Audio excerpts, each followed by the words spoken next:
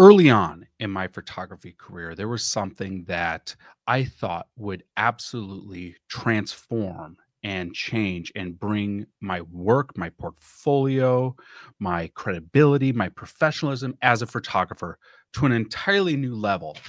And that was this: gels. But once I picked gels up, I realized that I had no idea where to even begin figuring out how to use these. Are you tired of the endless stream of fantasy marketing and vanity metrics? Yeah, so am I. My name is James Patrick, and I'm an internationally published photographer, media specialist, and marketing strategist. As a creative entrepreneur, I face the same exact frustrations you have, being bombarded by generic advice that promises success but never lives up to the hype. We need to move beyond the posturing, beyond the facade, beyond the image to navigate the unique challenges we face as creatives. Together, we're going to dive into real stories, real strategies, and the real work that can lead to the real results. This is the Beyond the Image podcast. What is going on? Thank you so much for tuning into this or latest episode of the Beyond the Image podcast. I'm on that you could take some time to get some information, get a little inspiration to help you in your creative entrepreneurial journey. Yeah, I thought this would transform my business. I thought just by owning these, and I bought this giant pack of them. I even remember I bought them from paulcbuff.com. I bought this giant pack and thinking that, well, all these professional photographers, these really creative artists are using gels and creating such bold, dynamic, jaw-dropping work. And this was the only thing I needed to be able to create that work. I just needed these pieces of acetate that were colored different shades of the rainbow, and that would magically transform everything. And once I got them, I started using them. I learned real quickly that I had no idea what I was doing with them, that I needed to figure out how to use these. And to be honest, and to be completely transparent, they scared me. And so for the most part, I didn't use them for years. It was there's a list of things that I've bought as a photographer that I thought would transform everything about my business. And then come to find out I didn't know how to use it. So over time, I started to test ways that I could figure these things out.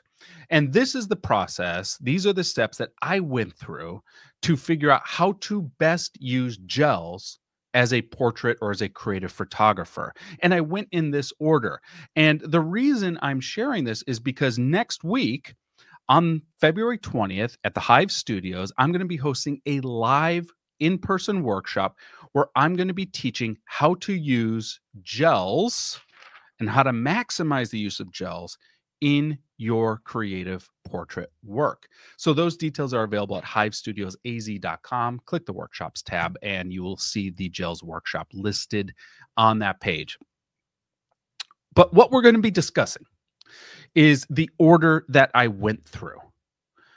And so for those of you tuning in on Apple or Spotify, you can check out the visual diagrams on YouTube. For those on YouTube, welcome. So the first thing I did, the first step was I kept the gel off of my subject. I could not figure out how to best leverage or manage color on an individual's skin.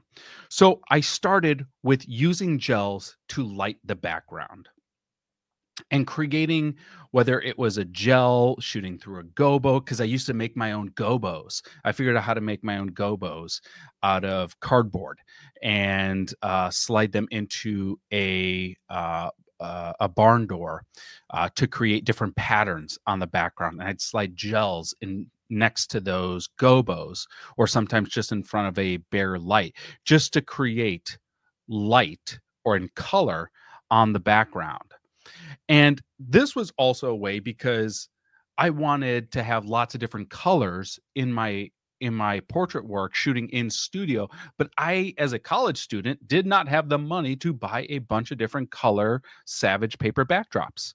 So I used gels, and I figured out how to use gels to create the colors I wanted on the background of my subjects. So that was the first phase, was lighting the background. The second was creating light in between the subject and the background. So creating another layer of the photo. And I would use this by having something that light could refract off of.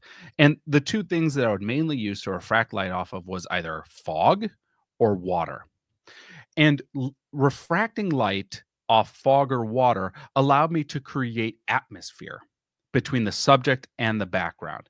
And now that atmosphere, that space between the subject and the background became another character or another subject in these photos. So, like this photo where I'm using fog behind the subject and I'm lighting the fog with amber gels, amber and yellow and warm gels to create this warm, smoky feeling to complement with the model's aesthetic. Okay. Or in this one here, where we have lots of water misting, but I'm using a very cool blue gel and a very cool green gel to make the photo feel a little bit more frigid, as this is a mountain climber and she's wearing her thermal jacket. And I wanted the atmosphere lit to complement the vibe we were going for with this mountain climber in their jacket holding their goggles. So that was the second phase, which was, let me just use the gels to light the atmosphere around my subject. And then from there, it was a very lateral step. I was starting to use gels to light the environment that my subjects were in. Okay. So instead of just creating an atmosphere or another layer in the photo that I'm lighting with gels, I'm now using gels to light the background as well as be a kicker light or a rim light or a side light to the subject. They're not my predominant lights, they're not my key lights, they're not my main lights, but they're lighting the overall environment. So like this cover I shot of PFP magazine, where I'm using blue gels to light the flooring and to light the concrete walls, and you see how that light is accenting the subjects as well. Or in this photo where I'm using these golden gels to actually serve as hair lights and rim lights for the subject.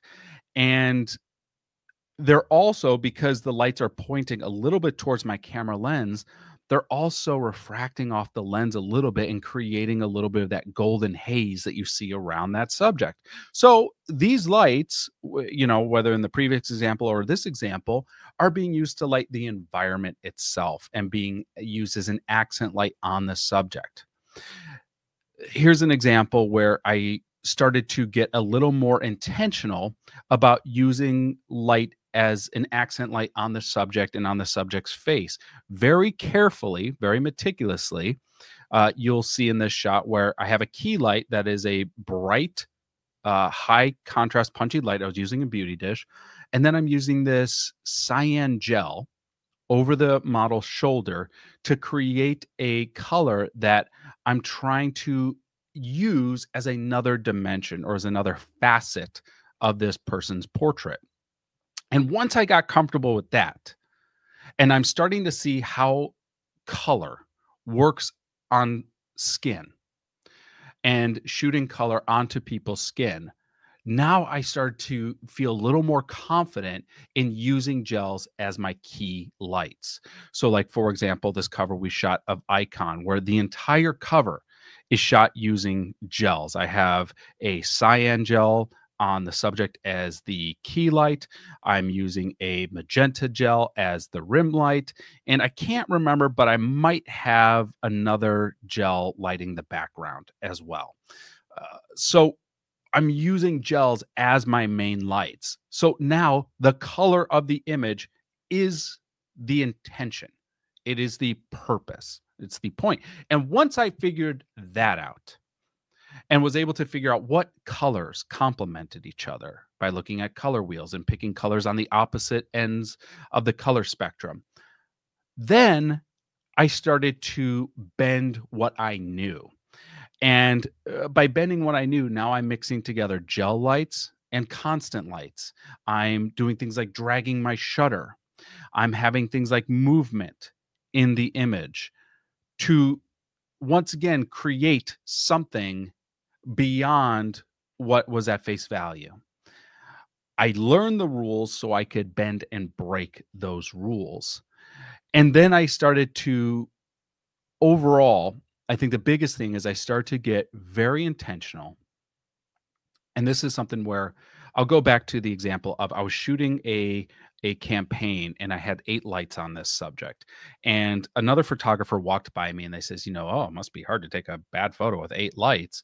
And I took a bit of offense to that. I says, "Don't buy 8 lights if you don't know how to use one." And my point with that is every single light I use serves a singular purpose. Okay. I want to know what every single light is doing very clearly and very intentionally. I'm using this light with a red gel to create light on this background. But I also want the light to bounce off the side wall where I'm shooting it and give just a little bit, just the tiniest bit of side light to the subject. But overall, I want this subject silhouetted because I'm going to be using a very punchy directional spotlight on their face. So every single light had a purpose, and no light was doing anything other than exactly what I needed it to be doing. So all of this to say, these are the steps that I went through to learn how to maximize the use of gels or colored lights in my photos. I learned to use it to light the background. From there, I was lighting the atmosphere. From there, I was using it as accent lights. And then from there, I got the confidence to use it as key lights. And then from there, I was able to bend and break and redefine the rules to create imagery that was beyond anything I could have scoped out earlier in my progression. So, as I mentioned, next week at the Hive Studios, I am going to be doing a live workshop where I'm going to be showing you a bevy of different lighting styles using gels so that you too can get comfortable leveraging color lights in your creative portraiture. So if you're interested in that, go to hivestudiosaz.com/workshops. You can get signed up. It is on Thursday, February 20th here at the Hive Studios in Phoenix, Arizona. Thank you so much for tuning into this. I look forward to seeing you at the workshop. Shoot me your questions if you have any, and we will catch you all in the next episode. Take care, everyone.